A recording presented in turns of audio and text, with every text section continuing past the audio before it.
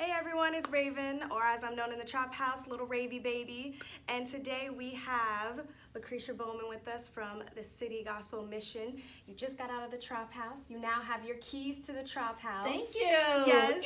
Yay!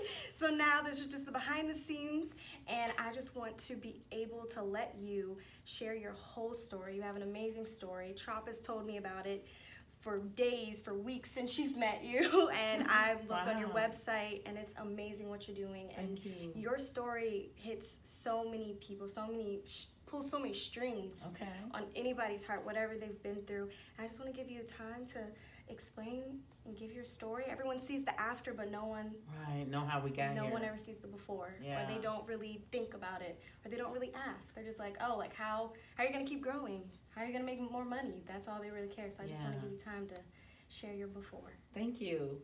Well, my before story is what it is. It is like I'm just learning really after almost now, it'll be 27 years, or was 27 years on September 28th, 2019, that I got out of prison.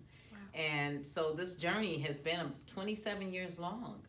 And let me just tell you, but really, as I just turned 59 on September the 12th, Happy birthday. thank you, I realized I've been on the journey for 59 years.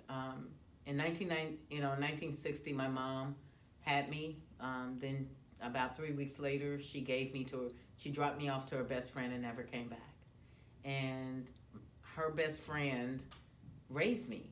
And I thank God for Mary Helen Williams, I do. She did the best she could with what she had. And she ended up with a boyfriend, and that boyfriend raped me continuously for about 3 years. And I would run away, and I would try to tell my mom what happened. And the sadness is that back in that time, when I was 7, it was 1967, so back in that time of year, children were seen and not necessarily heard. And so what happens in this house stays in this house, and nobody gets to tell about it. And so when I would tell him I was going to tell on him, he immediately found a way to shut me down. And so what he did, he took money from his own wallet and hid it in my dresser drawer, and then told my mom that he saw me going into his wallet. And he said to her, if you search her room, I'm sure you're going to find money in there she shouldn't have. And she did. And she found, and she believed that I had stole his money. And it was the way that he manipulated deceptively. It was a deception that he showed me how lying and stealing was a part of life. Mm-hmm. And from there on, I realized that I needed to begin my own journey as lying. You know what I mean? And not telling people what really was going on with me, because nobody was going to believe me. And so from there on, as I began to run away from home, in 1960, probably 68, through 68 and 70, I would say, I was about 10 years old, and I was running away.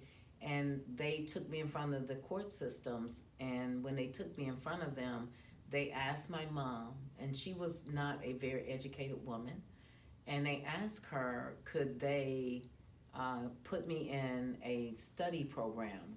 And she thought they were sending me to a school. Mm-hmm. And what they did was put me at Longview State Hospital. Wow.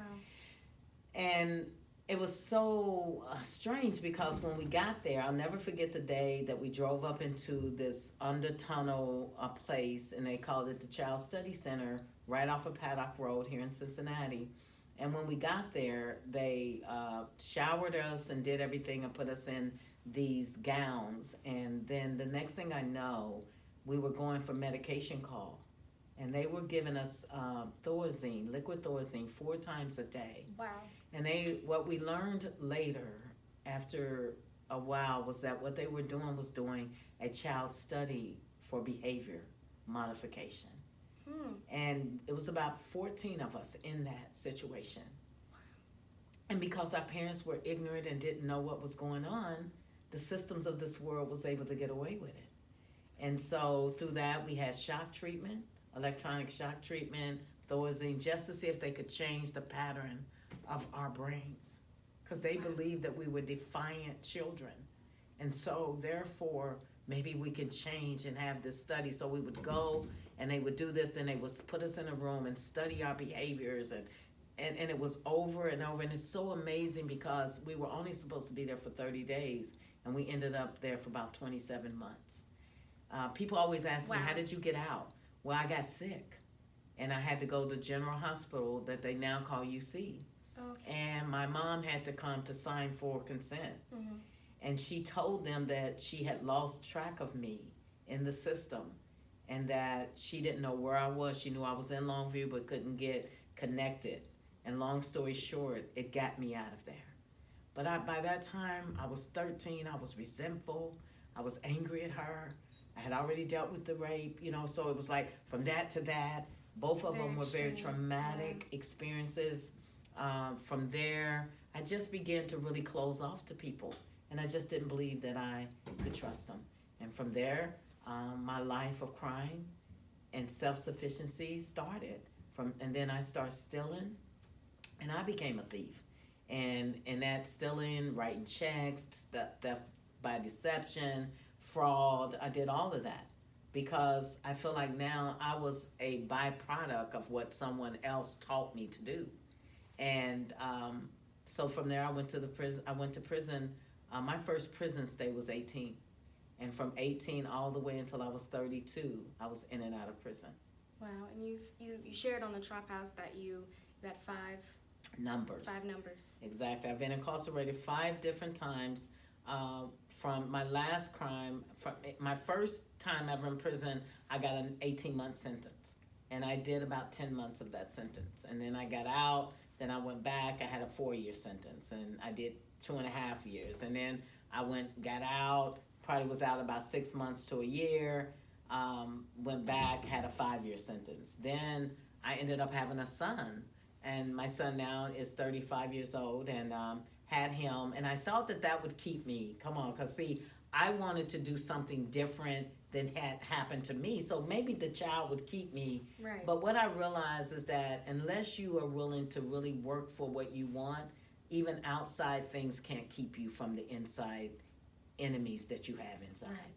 And so I had a son, I stayed out a little while, he was about 10 and a half months old, I went back to prison. And stayed in prison that time about 7 years. Then got out and was out about a year and went back. And then this 5th number that I got in ORW, which is Ohio Reformatory for Women in Marysville, Ohio, is when I had my aha moment. And I know now it was God. But I also know that it was truth. Truth was coming after me to say, I need you to look at the pain you're really in and why you're in it. And if we can go back and unravel that pain, we might can find some new truths and take you on a new journey. Was it hard? Hell yes. Did I want to? Hell no. But was it necessary? Of course.